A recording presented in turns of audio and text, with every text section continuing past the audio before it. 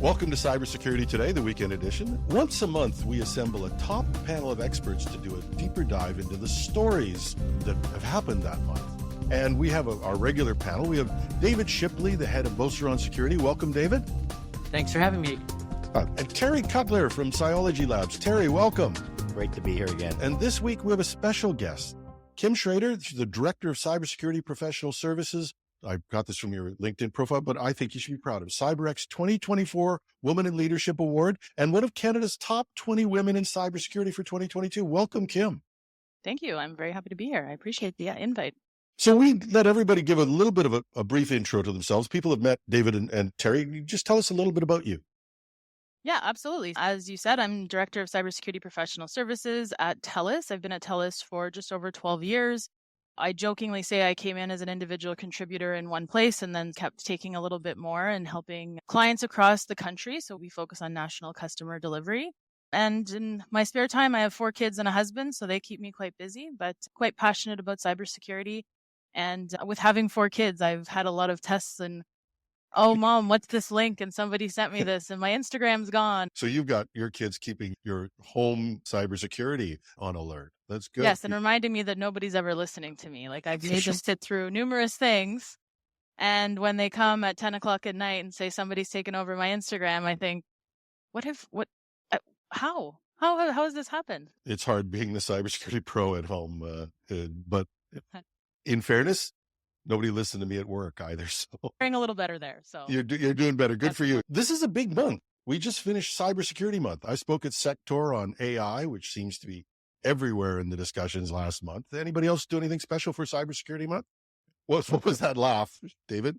This is my most wonderful time of year, right? We see the greatest tick of customer activity in October. Everybody gets on Awareness Month. And to me, every month should be Cybersecurity Awareness Month, but we'll set that aside. So I don't know if I shared, I think in our research episode, Jim, I might have mentioned, as of October, we have sent our 1,015,000th person a phishing email since Beauceron started. So that was our big milestone on that side. And to the same person? But on a sad,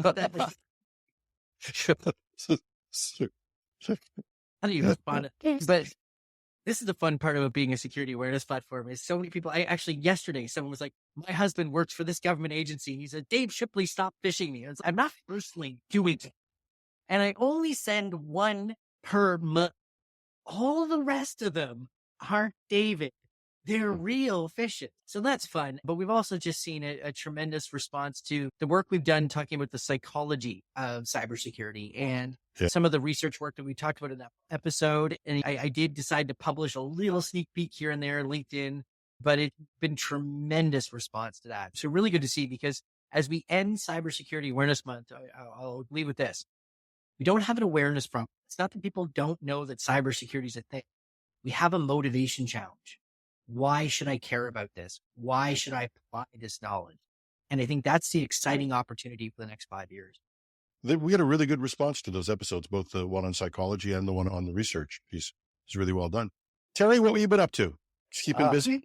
Yeah, awareness training as well. The biggest comment I've been hearing is that they get a lot of awareness training at work. A lot of times they find it boring because they can't bring this knowledge home. And they want to be able to leverage this information to protect their home computers, protect their family. And that's a domain I've been at it since 2016 with my courses and my books and everything. It addresses that at-home audience for people who don't care about cybersecurity and why you should care about ransomware and how to protect their Instagram accounts and the importance of two-step verification and the importance of passwords. There's all this overwhelm that's coming to them because there's just so much attack vectors that they could fall victim for. And they're not there to be a cybersecurity expert. So how do you dumb this down and make it edutaining enough that they can stay engaged and take their digital life seriously? I'd be happy if everybody just took my advice and got 2-factor authentication on Facebook. I feel like I just heard that Terry wants to take my kids for a weekend. Yeah. Terry Cutler, cyber babysitter. Not that I heard. I don't know if anyone else heard that. That's Cybersecurity daycare. It's great. Hey, listen, we need talent, guys. Maybe we just unlocked how do we get the next generation ready to take over? There you go. Yeah. Hey, listen, Kim? Arnold Schwarzenegger did a great job with Kindergarten Cop. I think that is the template for Terry Cutler. Terry Cutler. Cyber educator. Know where to sign up. Let me know where to sign up. Kim, They're what have you been up teenagers, to? so they're mouthy. But yeah, so we call it the Olympics of cybersecurity, right? Cybersecurity Awareness Month. It's Yep. like no problem having those conversations. So a lot of the month has been spent helping customers set up programs to start the conversation, much like David, we're always saying, yes, this is Cybersecurity Awareness Month, but you should be setting up things this month that you're able to then take for the year. So we've been doing a lot of that work with customers, which is really exciting. Sector was also a huge thing for the team. We were there, we had a booth, we got to meet face to face, a lot of team members, customers, partners. So it was great and a bit exhausting. I joked this morning, I feel like I still have a Sector hangover a little bit because it's a lot, but a lot of really great connections. And then TELUS was also there presenting. We have a cyber insurance study coming out. So we were presenting some of the findings from that as a preview. But yeah, it's a very busy month. I love all the energy from the month. I'm okay that November will be a little bit slower, but I do hope that some of the messaging resonates, that this is something we take seriously all year. It's pretty good stuff.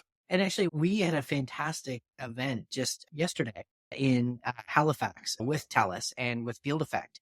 And the most interesting story, gang, that I heard there was a client talked about the evolution of sextortion emails.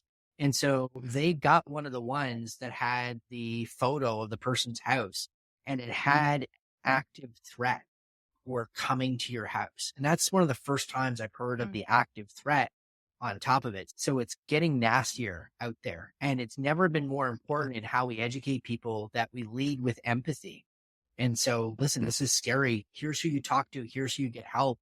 But leading into 25, if that's the flavor, if that's the direction we're going, because we've already started hearing stories of ransomware gangs sending threats to executives and others for payment. I think, Terry, you mentioned that earlier this year. We're heading to a nastier era in 25. It used to be at a point where they've sent out the password to you, right? Hey, David, you don't know me, but your password is this. That's your real password. Oh my God, how did this guy get my password?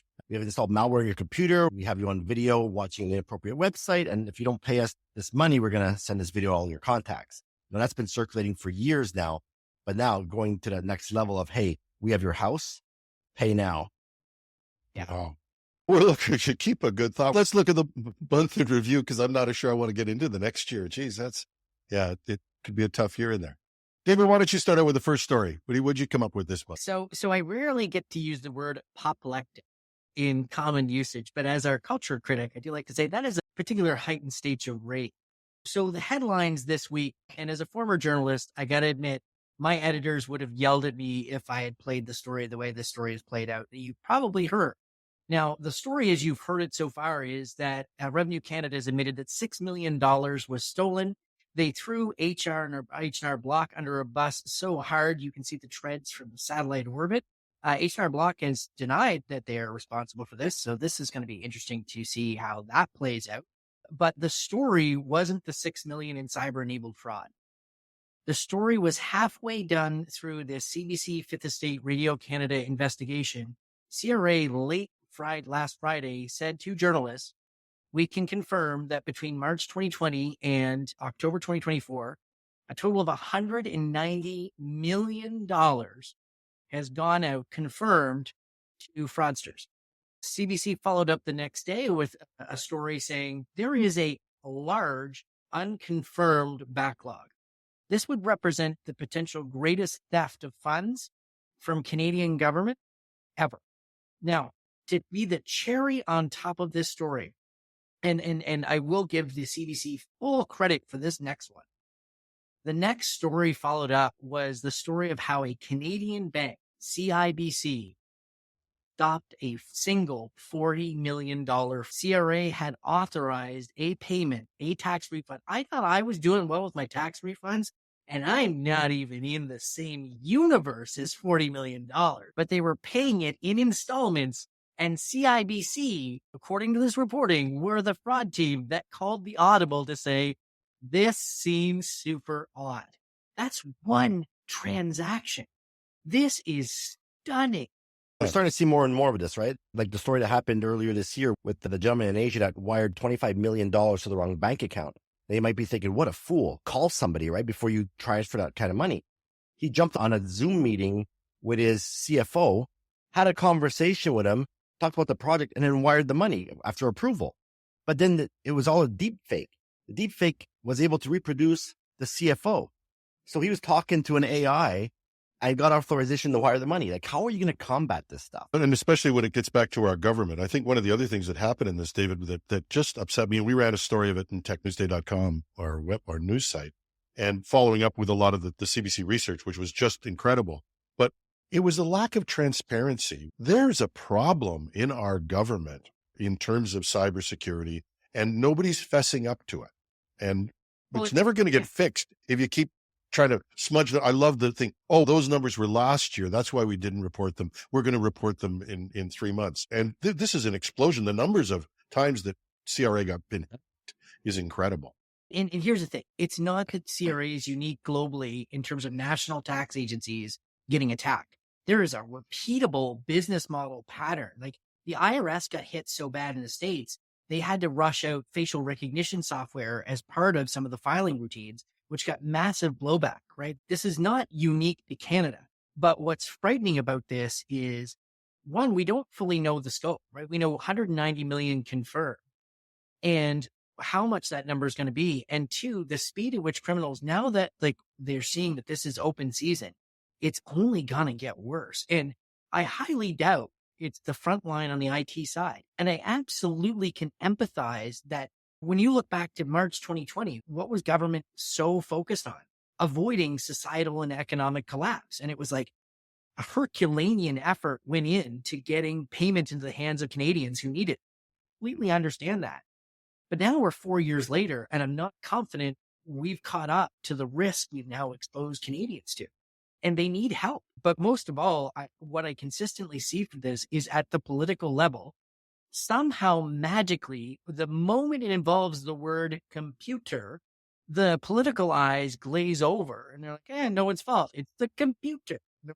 Yeah, accountability. Yeah. I think accountability is the biggest issue I see here. Obviously, $194 million is an issue, particularly when you're trying to keep an economy stable. But like, I can think of many breaches that have happened, and the ability to like immediately take ownership and action because I'm accountable and I need to fix this have been the difference between perception, ability to recover, the likelihood of it happening again. If I was a cyber criminal, seeing that they're going to continue trying to hide this and not prioritize and take accountability, I'm like, okay, let's see what I can get from that. So that, I think, for me is what is really disappointing, is there's just no accountability, and like, I'm owning it. I'm going to resolve this. I'm committed to taking this and making it a priority. And then blaming people that probably have no ability to actually increase budget spend, hiring, technology procurement. That's goes along the same of no accountability. I think the other thing that there's been some analysts this week that have been blaming Canadian users. And I'm sorry, I've got no time for that. First of all, the only MFA that CRA has is still phone-based MFA. They don't provide deeper authentication. They don't have passkeys. They don't do the things we know could be there because they're so afraid of limiting access. Guys, like, I get the principle around ensuring universality of access, but your universality of access principle is being universally accessible to criminals. So can we perhaps rebalance our perspective on that? And the other part is, when you read CRA's terms of service right now, it's YOLO. You agree to do this digitally? It's all on you. No way is that right. And how politicians are not making more of this. Because remember, in 2006, in those ancient times in Canada, we lost our minds over the $5 million for advertising. But it's $194 million to fraudsters who represent organized crime. Like, this money gets recycled. The reason I use apocalyptic, and I'll end on this, is because I know where this money went to. It went to some of the worst humans imaginable, and it gets recycled to perpetuate physical crimes, human trafficking, drugs, terrorism, you name it. This money goes bad places. And so it's not only the fact that Canadians were stolen from, what this money is going to do. And we're not talking chump change. $190 million costs a whole lot. Yeah. I talked about this before, and there was a time in about 2003 where I went around the world talking about digital government and how advanced we were in that. Somewhere we lost the thread, and our legacy applications, I think, are ready to implode. And I don't think Canadian government's the only place that this is happening, but these vast, big legacy systems that are just held together with baling wire and tape also become part of the problem. And how does a government, how does an organization deal with that when the problem is that big? I was in Manitoba a week or so ago, keynoting the Manitoba Disaster Management Conference, and we were talking about insider fraud, where people who had access were creating fake vendors and paying out $5,000 a month here, $10,000 a month there, which equivalent to $500,000 going to one person directly through multiple channels. So everything has to be vetted. We have to really take accountability, like Kim was mentioning. Kim, you advise clients on this, and I'm not saying we can solve the world's problem, but when you're stuck with a big legacy system, how do you build and cope? The first thing I would say is let's do an assessment to understand what the risk is. What information do you have there? What's the impact to your business? If somebody got in, how would they be able to get to other parts of your business and application and infrastructure? And so I think it goes back again to accountability. It's let's find out what exactly is at risk, and then let's build a plan. So it doesn't feel like this big onerous thing like you have to do, because the reality is there might be parts of that legacy application you need to keep running. It just like, even though it may be held together with bubble gum and duct tape, it's important. But let's try to either isolate it or ensure that if something happens, like you have the proper backups, or you have any of your sensitive data somewhere else and secured. So I think it really becomes down to let's make sure you know what is important to your business, what information you have that could be at risk, and then start working on a plan to protect that. And then if you need to have a technology migration plan on top of that. But I think the first thing is let's understand exactly what your risk vectors are. And I'd say this is we need a sophistication that crosses multiple professions from IT to accounting that does actual technology development lifecycle counting. So when we look at these systems, like, first of all, hats off to ye old COBOL developers that built the digital government that we still use today. You are the technology equivalent to the folks who invented Roman concrete. It's a freaking literally amazing. So I just want to be positive about that. Oh, mother, like the idea of 40-year-old technology still delivering today, notwithstanding bubblegum. But then you just need a plan, right? In the same way that we need plans to replace roads, water pipes in Calgary. This is infrastructure. It has to be cared, fed for, and it costs. But this old approach to technology in public sector and so certain private sector, where it was a capital expenditure and now we're never going to have to spend on it again. No, it's a lifetime investment. Every technology, treat it like a pet. Right? You're there for the entire life of that thing, and you better have a plan to care for it. Yeah. Moving on to something that's sort of segueing into this, David, you talked about a story about Canadian key clients that aren't taking AI cybersecurity concerns seriously. I think so. It's not just our government or whoever does the planning that doesn't seem to be tackling this problem. There's other reports from that. You want to go on to that story?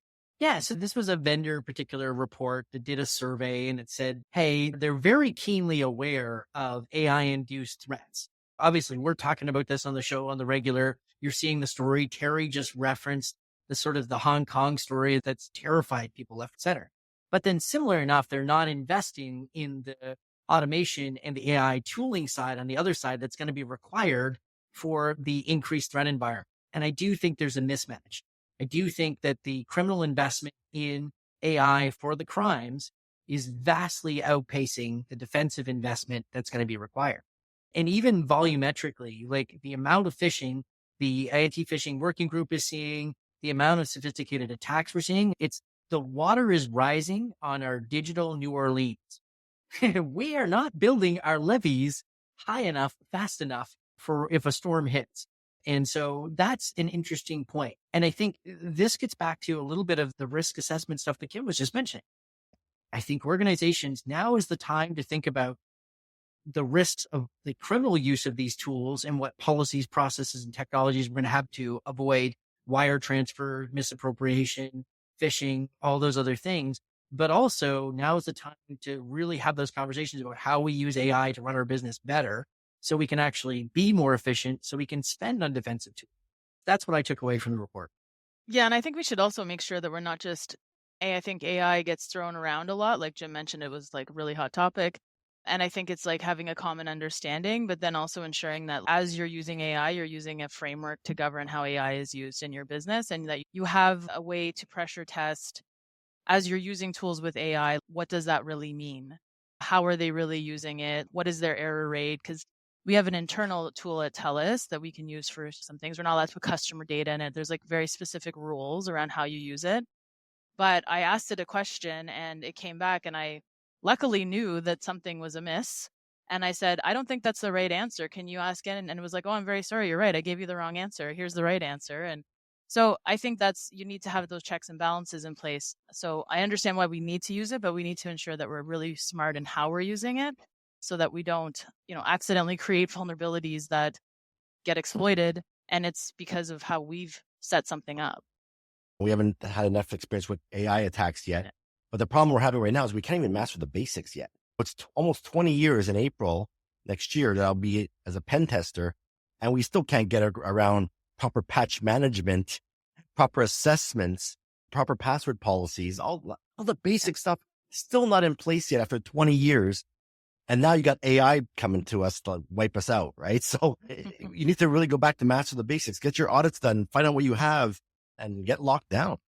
The crazy thing, and this came up from Kyndryl, a friend of mine at Kyndryl sent me a note over with a story and it was following up on. According to recent data from Stats Canada, Canadian spending on cyber attack recovery was $1.2 billion. It doubled.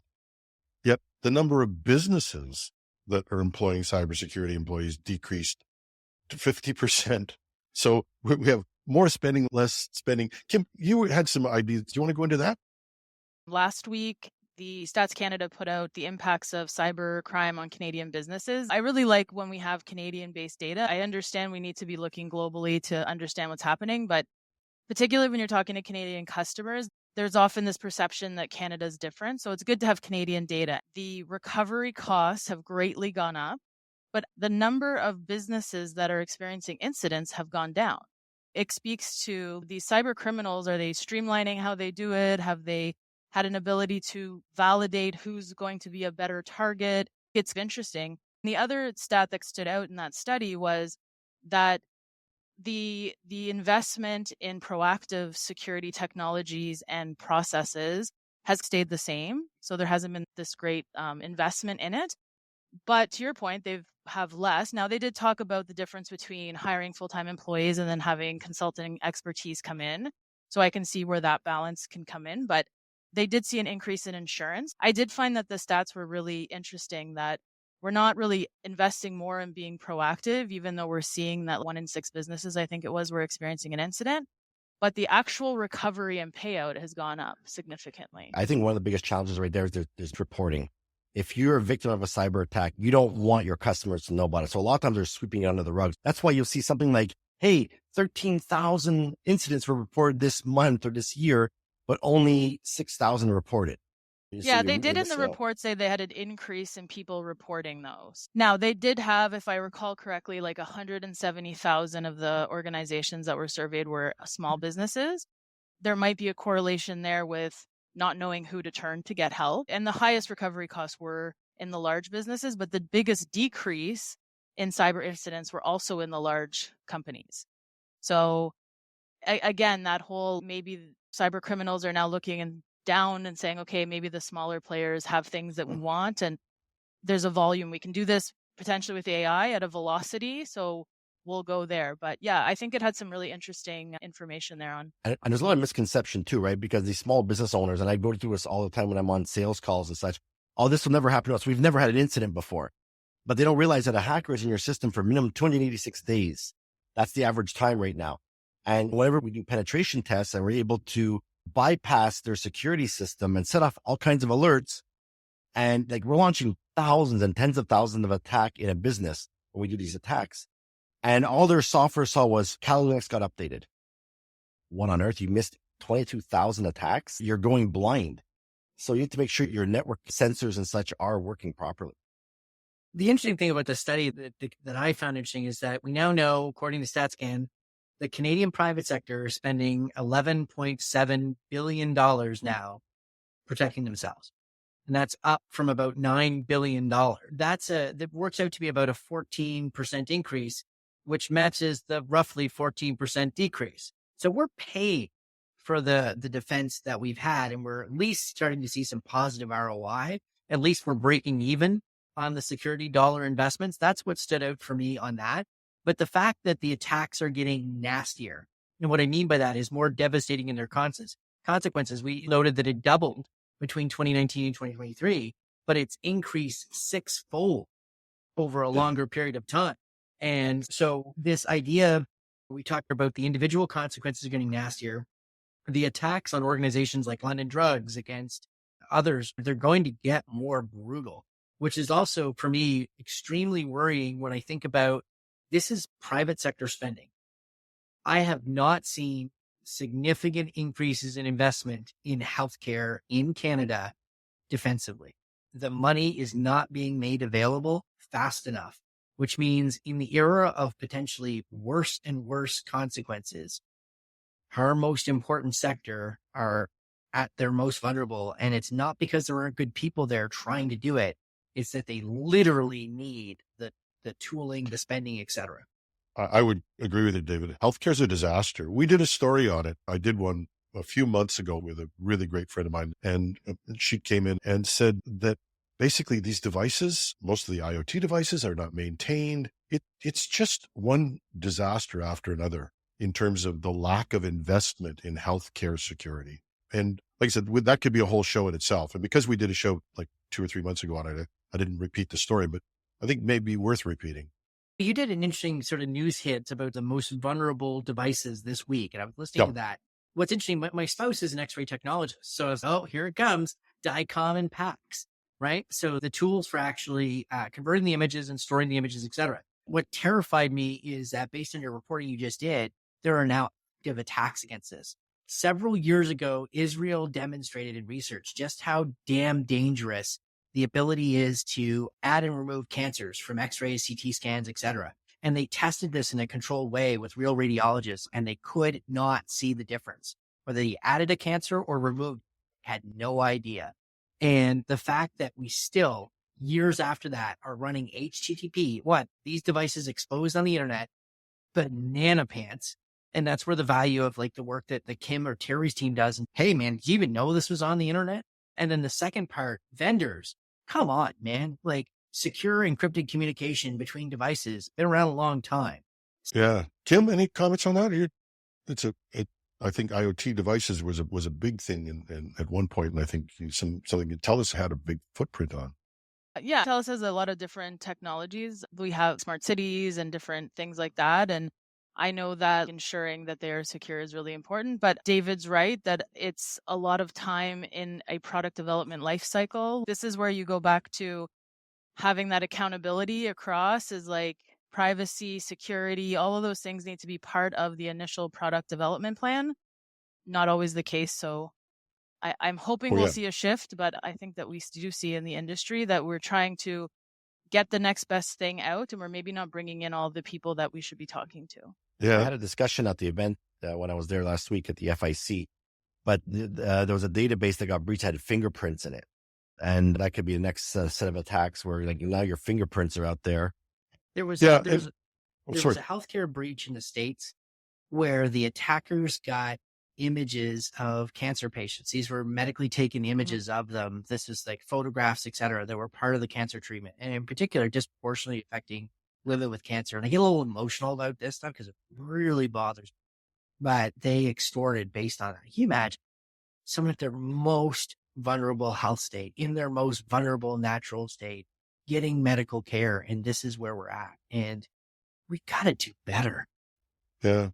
And a lot of it goes back to doing the basics. You were talking about this, Terry, and the show I did with Sam Licio, and Sam was a CIO in Canada. She was CIO of the year. We went through the whole piece of this and just talk about the basics of these things. They're selling used devices on the market with the label of the hospital it came from on it. It's just failure to do the basics. And this, I'm going to use that as a segue into the next story I want to cover. It wasn't too long ago, I was out on the stump talking to people about the API economy, and people were bringing me in as a speaker to talk about that. And now this is resurfaced with a vengeance, especially with AI, when you talk about the not paying attention to the basics. All the major AI commercial models have an API that you can link with. And on that, a whole foundation of APIs that we built into our architectures. So now we get to this, before we get to this brave new world where everybody's talking about agents and having agents driving AIs, agents communicate through APIs. In other words, this great brave new world that controls, and Claude AI can control your computer now, and they can reach out to websites. Basically, it's on top of this whole vulnerability. That's why this company Wallarm sent me a study. It was a really well done piece of work. It talks about the increases in API vulnerabilities, just some of the things that I got from that report. A 21% increase in API vulnerabilities, 40% related to enterprise software, 36% related to open source, and a shocking 32% from the newest form of software, cloud native. The other piece, and Terry, this may be something you jump in on, but 36% of these were related to DevOps tools. I think DevOps tools, talking about the basics. This is a big deal. 344 million people were affected by API related breaches in Q3 alone. It's astonishing. It's fascinating you mentioned that, because earlier this year, that's what happened to one of our clients before they were clients in retail. What happened was hacked through their website, was filling up gift cards, and then using their gift card to go to a physical store to buy items. So they were virtually filling up the gift card and then spending real money to get the items. And they were doing this for tens of thousands of dollars, and they couldn't figure out why. Now, I'm not a web app tester. I use colleagues for that, but it was exactly that. Their APIs had misconfigurations in there, or some of their homemade software wasn't developed properly. And there was a couple lines that were missing to help protect that transaction. And this is why it is so important to have pen tests, right? You got to have people poking at your systems and seeing what's out there that you didn't even know about. And this is, as Terry mentioned, this is a highly specialized skill. Like, for the love of God, don't just go find the free version of an online web vulnerability scanner and go, yeah, we're good. No, you get somebody that's actually trained to do this with some skill, give them a couple of days to actually poke at this, and you're going to get back some things you didn't know. And that is okay. You're going to learn from that. But I guarantee you are getting pen tested every single day by criminals. It's just the payout is when they hit you. So you better get in the game and get ahead of them. Now, this isn't my area of expertise either, but as an executive, we run multiple pen tests per year in my company. And it's continuous learning and improvement process. And it needs to be seen as that. It's as valuable as tabletops. Tabletops are your pen tests for your humans, your processes, and your procedures. Your technology needs to be pen tested regularly. November is Men's Health Month. And I know that we avoid getting our regular health tests quite like the plague. We're almost as bad in IT. So we got to get beyond that. Yeah. And Kim, you were talking about this earlier. I think this is when I was a consultant for many years. You go to companies, you say, you really do have to do an analysis. You have to know where you are. Some clients have a resistance to that, but I don't know if you don't do a concrete look at where you're using APIs, how you're using them. And a lot of these are on client side APIs. These are things that are exposures that are in companies right now. Have you found a way to convince clients that they really should be taking a deeper look at the basics of their infrastructure? Yeah, I think it comes back sometimes to the company culture. I think sometimes people don't want to slow down. So if you're thinking about, I have to get to market quickly, I need to beat my competitor there so that I can gain more market share, then when you're talking about, hey, you should really follow secure coding practices, you should be testing those things, you should not, if you're using open source, you need to have a whole other batch of assessments you need to do. Like, all those things, all they hear is it's going to take longer. So I think that you start with a culture and a mindset of, it's really important that this product gets out, and it gets out quickly, but it also gets out securely. I do think that you test regularly anytime you make a change, but also it doesn't always matter if you've made a change, because the industry will change, the attack vectors will change. So the regular testing becomes really important. And APIs, of course, they're going to be a great place to go, because imagine a vendor came to you with how complex our digital ecosystems are and said to you, I refuse to have an API with any other product because I want to be able to give you my product and I know it's secure and you're good. Like, it wouldn't work in a business world. I need things to communicate. I need things to correlate data and communications. And I want to take advantage of AI. So I need them to be able to talk and share. And it just makes sense that it's a great place to sit. But it all comes down to making sure you understand what is your risk and what you can do to mitigate that risk. Yeah. And knowing that in a world of where all businesses are linked, and we talked about this before, they're going to go after the weakest business in the link, and they're linked to you. Everybody is connected in our supply chain type of environment. There's a real risk. It's obviously an ignored area. We're paying attention to a lot of other things, but not paying attention, as Terry said, sometimes to the basics of where we communicate. I think it comes down to APIs are almost like the small hole the rat can get in.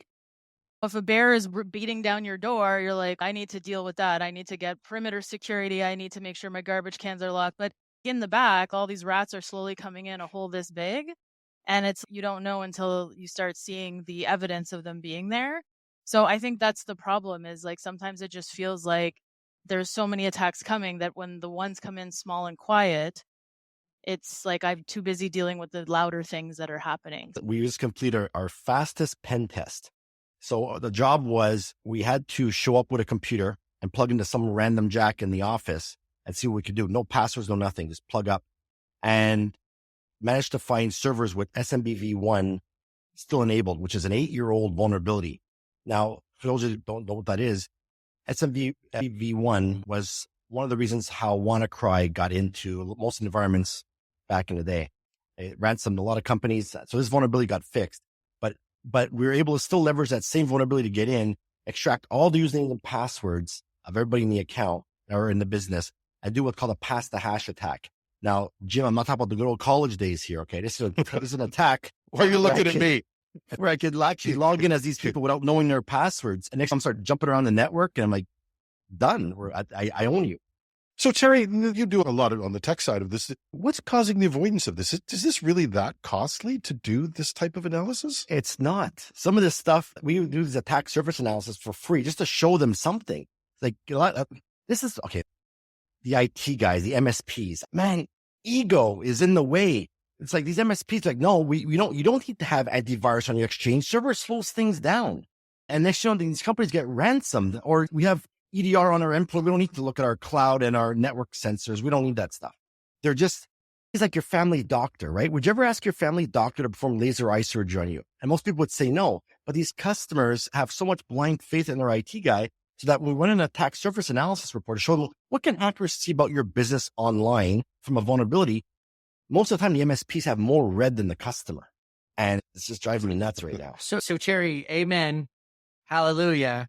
First of all, you had me at, you're running an Exchange server, but in defense of ye old, much maligned MSP, they are being paid solely to deliver the services that people are telling, which is keep the lights on. Exactly. And the constant treatment of IT as a expense, I gotta do this to have my business, is barely more loved in business in general than paying taxes.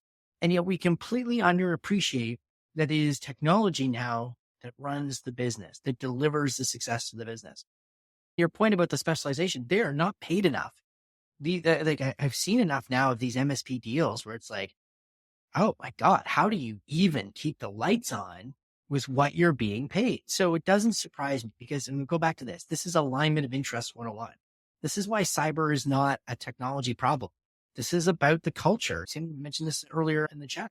The culture here is to treat IT as a cost, not an asset, and not to value it, and not to think that it's an asset worth protecting, which is why you need folks like Kim and Terry and me with the expertise in these areas. Because the irony is, the criminals sure as hell do value it. And they sure as hell are specializing, and they sure as hell are making a lot of money. And that's where you shouldn't be able to graduate from a business school in Canada without a course on cybersecurity for business executives. We're talking about positive things. You want to change this around generationally, you need to actually graduate business leaders that value this as an asset. And if we don't teach them that, these poor, overworked IT internal and external folks, they don't have a hope in hell. Yeah. And talking about our new generation coming up. Nice segue into AI for our final story of this. It's clunky segue, but a segue nonetheless. But it was a fascinating thing. And it caught my attention coming out of this API discussion, the foundational piece of it. We are communicating with these AI large language models out there in the world by prompts.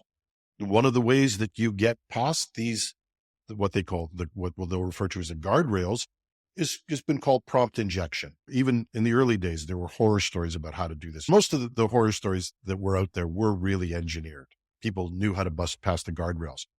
Unit 42 at Palo Alto came up with a report over the past week where they talked about how you can get past prompts even in a fairly sophisticated world. They called the prompt deceptive delight. The deceptive delight was a way to really bring prompt injection into the world of being able to get past guardrails and do harmful things with AIs. And essentially it works like this. It's like the sandwich. You really remember that the sandwich they used to give you when you do employee reviews or all that stuff? You tell them something good, you put the bad stuff in the middle, then you tell them something good again. Well, that didn't work for employee reviews, but it does work for AIs.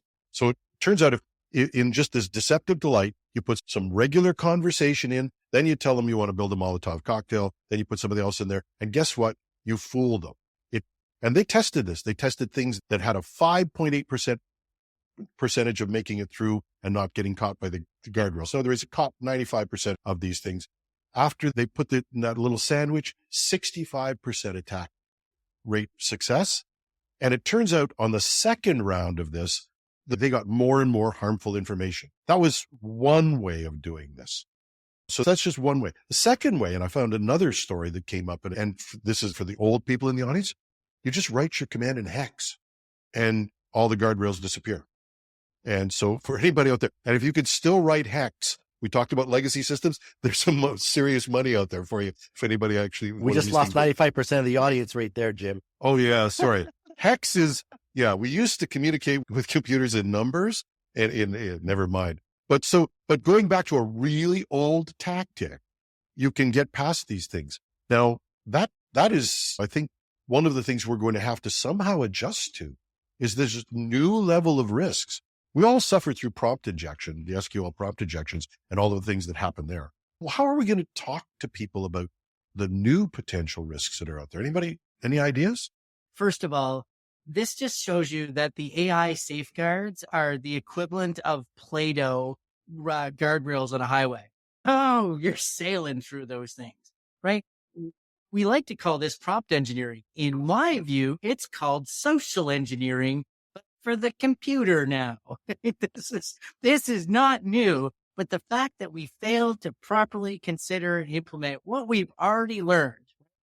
All technology is built by humans with biases. That technology reflects those biases. If you know how to work the system, you will get these things to dance. The arrogance that we have that we can just put controls on these technologies at the front end, and we're like, you're up against the combined ingenuity of humanity, and it's still going to win every time, particularly if it can make money. We were talking about the rats getting in. We are mice in a maze, man. If we think money is the cheese, we are going to bypass all your little guardrails. And so if you're not building systems, AI systems by design for safety, right from the data sets that they're acting on and the actions they can take, you are setting people up for a world of hurt. Like this rush now between Anthropic, you got Claude, you got Apple Intelligence about to hit the streets where they're going to be able to do things in the computer. Man, everyone's been talking about the golden age of phishing was in the past because MFA resistant phishing. The golden age of credential phishing may have passed. We might be in the silver age, but holy hell, the golden age. And we saw this story earlier this year, Jim, of prompt injection, social engineering, where I now socially engineer the human and their little AI buddy in combination. This is going to be fun. Yeah, we just leveled up. Yeah. Apple did an interesting thing, though. Apple has put out a bounty program, and they're offering as high up as $1 million. This is really their Apple Intelligence Server and trying to bust through that. Pretty standard stuff, not necessarily busting the AI. But I think it's a great idea for the big companies to step up and say, hey, let's get a citizens army out there. Hack this stuff. Tell us how you're doing it. And I think that was one of the most intelligent responses I've seen to AI, and at least the emerging AI security in the past little while. I think the future of cyber is going to be difficult, interesting, and cybersecurity is not about convenience, right?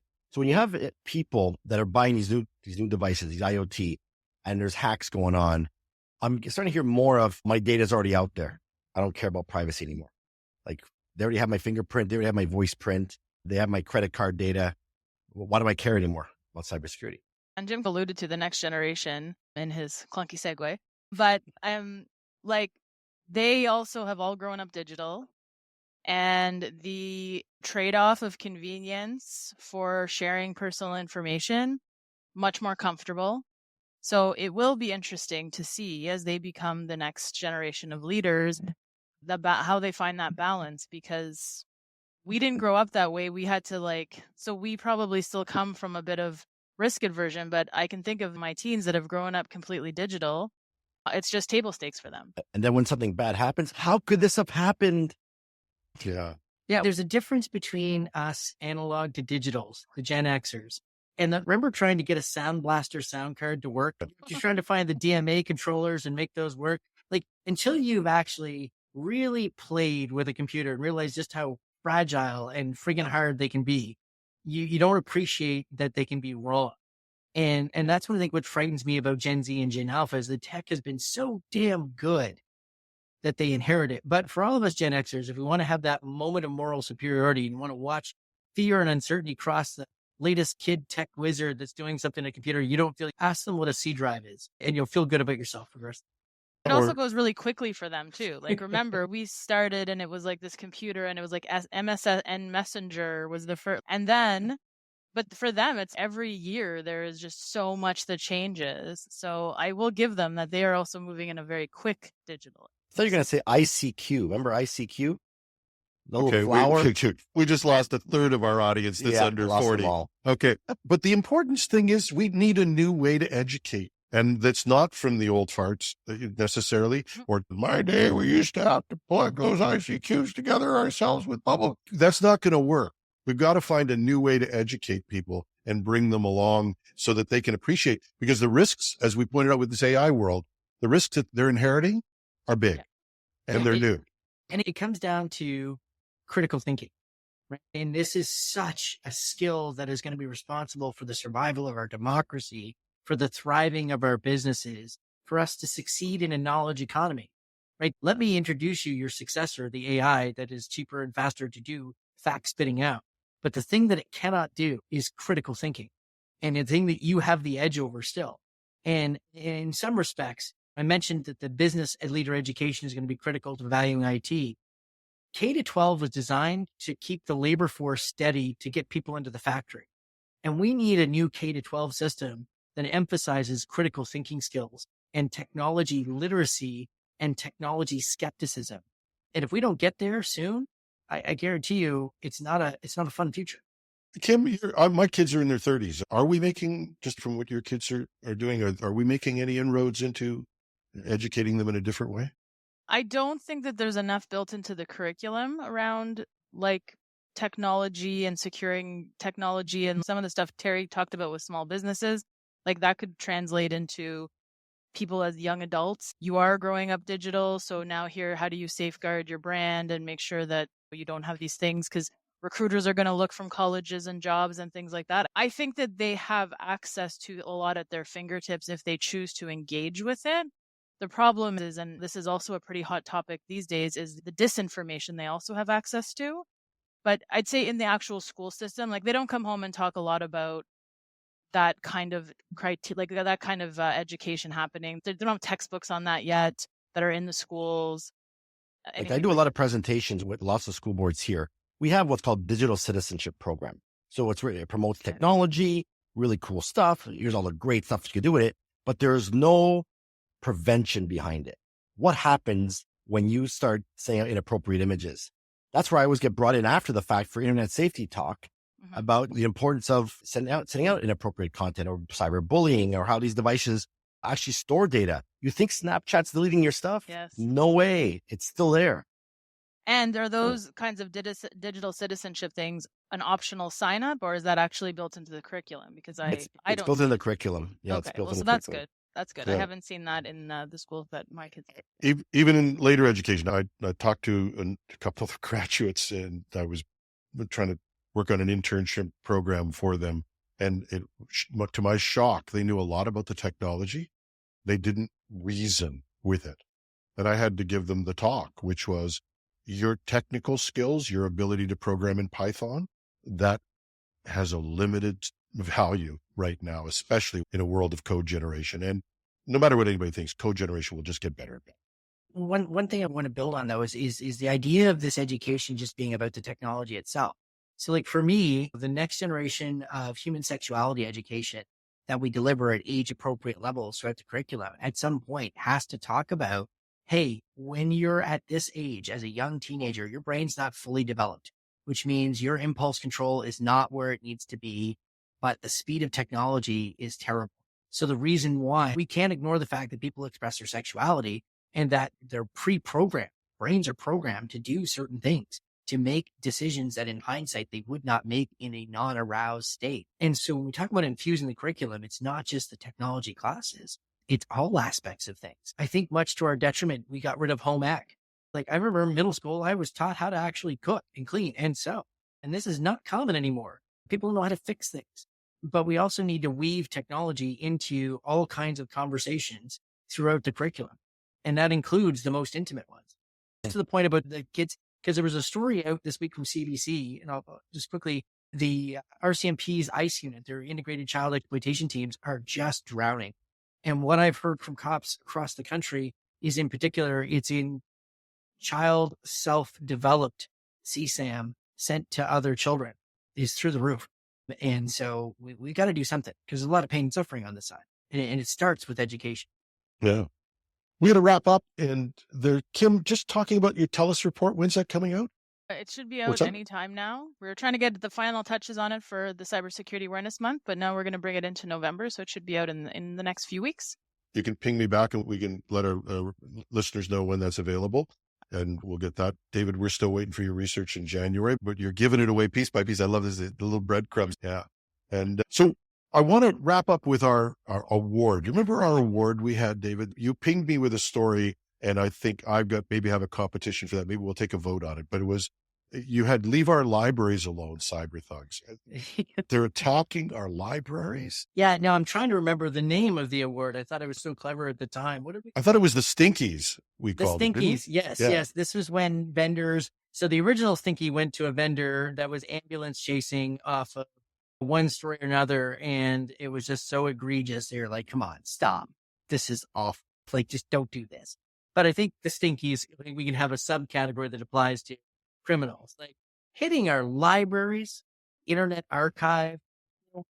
We underappreciate libraries' role, and we just talked about the value of education. For so many people, they still are vital. And libraries are an important pillar in our democracy. And the fact that they are being raided by the cyber Vikings, shame on you for doing it. And shame on us for underinvesting in the resources required to protect these critical parts of our society. Not shame on the libraries. My God, they operate on shoestring budgets. It's just really good people working in our libraries. Yep. And they don't deserve this.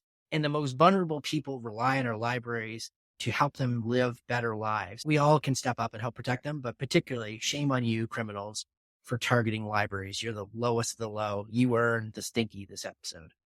I will say, though, just to follow up, because you shared the article with us, the Calgary Library was impressive in how quickly they responded and were able to, I was pleasantly impressed with their ability to contain it and have little. The not-for-profit sector in Calgary is very advanced. There's some really great things happening there. So the Stinky goes to the people who attack. The award for being on top of it really does go to the Calgary Library Board. The Smell Good Award. Oh, yeah. The Cyber Rose, maybe? I don't know. Yeah. Rose, there you go. We'll work on that one for next month. Now you got to create some merch, David. Library Lives Matter. Yeah, that's it. And that's our show for this week. Thank you to our panel. David Shipley, Beauceron Security. Thank you, David. Thank you. Terry Cutler from Cyology Labs. Thanks for having me. And our special guest, Kim Schreader from TELUS. Great to have you. Yeah, this is a lot of fun. Thank you for having me. And hopefully we'll have you back again. And to our audience, we hope you enjoyed the discussion. We hope that it gave you some perspective on some of the news, as well as just reporting the news to you every day. We'd love to hear what you think. Did we hit the mark? Do you agree? Do you disagree? Maybe there's a story you thought we missed that was super important. You can reach me at editorial@technewsday.ca. That's editorial@technewsday.ca. I'm your host, Jim Love. I'll be back at the news desk on Monday morning. Thanks for listening.